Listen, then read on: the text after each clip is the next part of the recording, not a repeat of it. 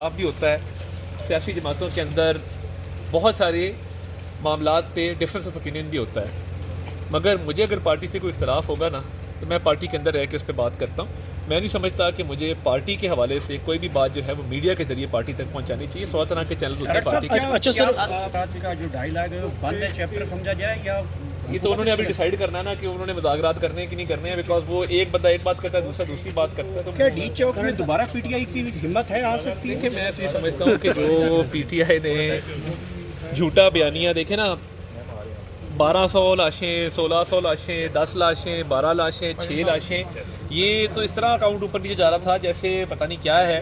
اور انہوں نے کیونکہ بالکل جھوٹ بولا، سیاسی طور پہ کمزور ہو چکے ہیں۔ اور بشرا بی بی نے جو پتھراؤ کروایا علی امین پہ جو بوتلیں لوگ مار رہے تھے، جو گالیاں دے رہے تھے، جو پتھراؤ کر رہے تھے، وہ بشرا بی بی کہہ رہی تھی کہ ہم نے ڈی چوک جانا ہے، جلدی کرو۔